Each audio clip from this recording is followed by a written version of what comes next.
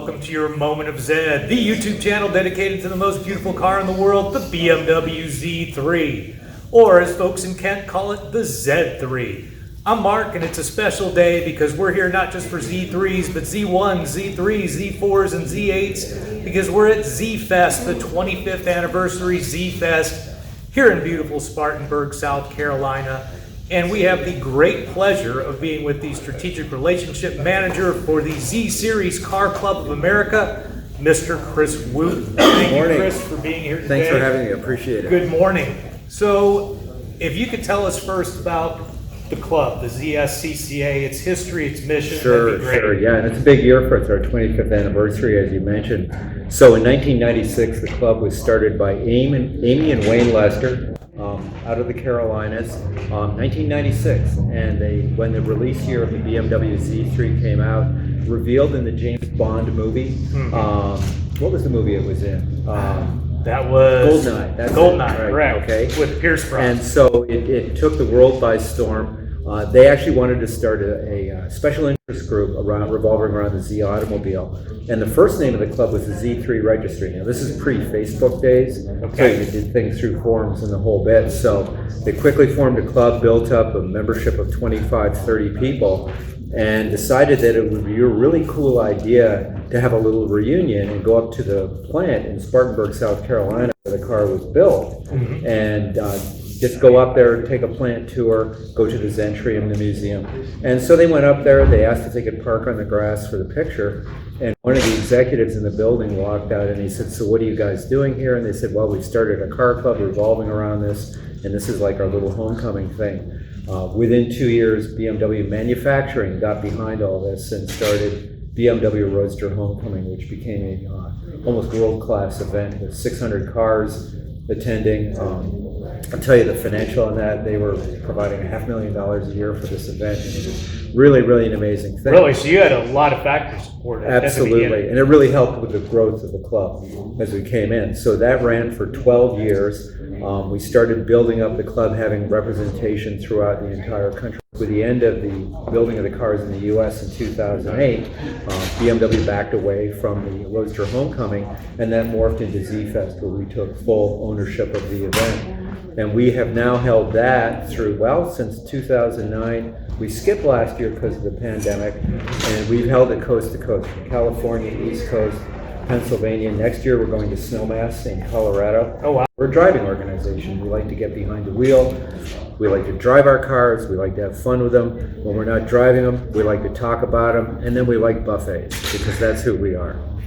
Fair enough. Now, you mentioned drives, so I think every day, this is a week-long event. Yes, it is. Every day there's been, well, multiple drives, right, that people can choose from, because the mountains, everything here, really beautiful country. Yeah, everything from tours that's got a lot of history into it, to those who want to do a little more fun and test the capabilities of their cars, to other groups that really want to check out the capabilities of their car, all within the legal limits of the great state of South Carolina, Tennessee, and North Carolina, where we've been going. Of course, of course.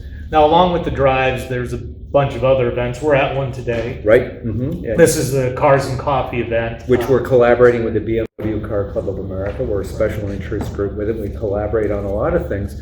So we're doing this today, and then we're going over to the BMW CCA Foundation, which is a separate organization.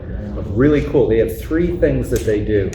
They maintain a museum that tracks the history of BMW ownership in the United States, well, actually in all of North America.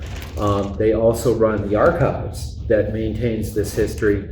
And then they, with BMW and Tire Rack, run the Street Survival Program, which addresses the #1 killer of teens in this country, and that's automobile accidents. And they run about 120 schools per year, where they get students out, high school kids out in their own cars, their parents bring them, and I actually volunteer in this, and we'll take a big parking lot and teach them the capabilities of their cars, about anti-lock brakes, how you can still drive with them. We set up kind of an autocross course. The kids get out there 8 o'clock, they're all mopey, they don't want to do this, and by lunchtime they're squealing with joy, having a great time, and the parents always ask this one question: "Do you have a school for adults? This looks like fun." And so we raise a lot of money for that, and that's the charity where we do fundraising. We're doing it this week.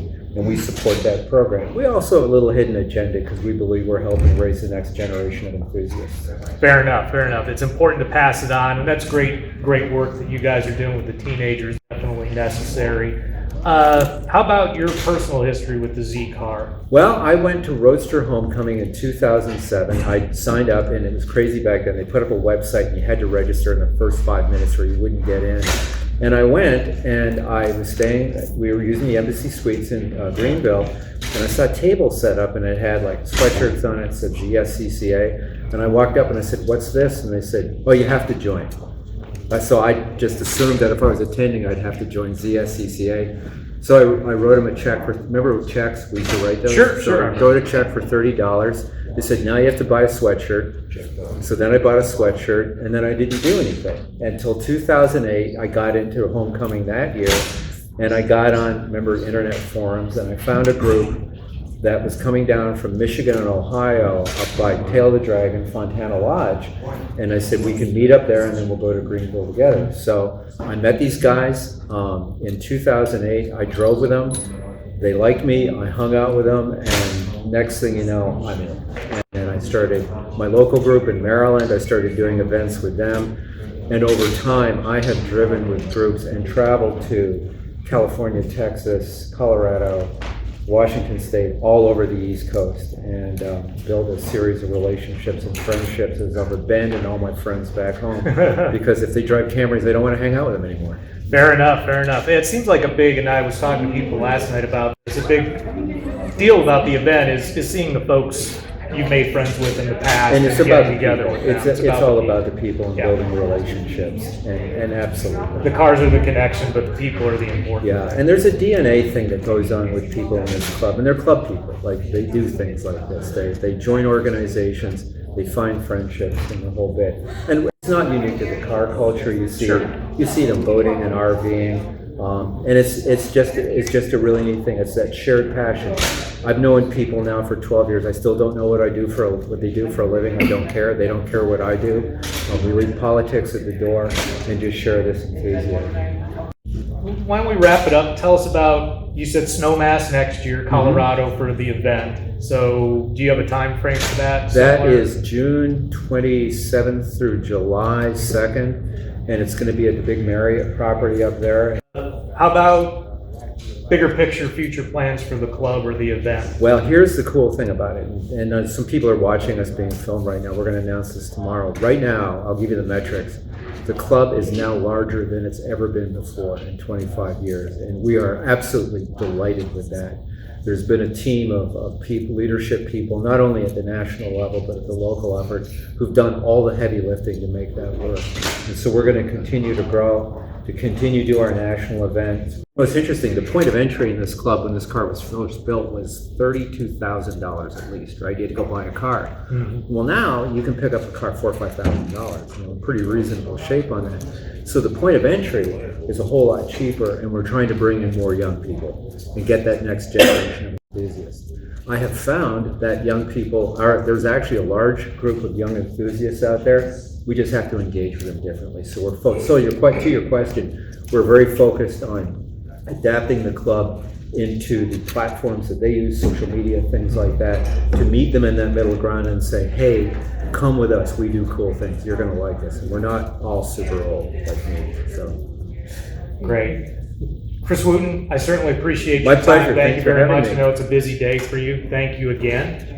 And folks out there, thank you for watching as always. And until next time, drive safe. And drive hard. Absolutely.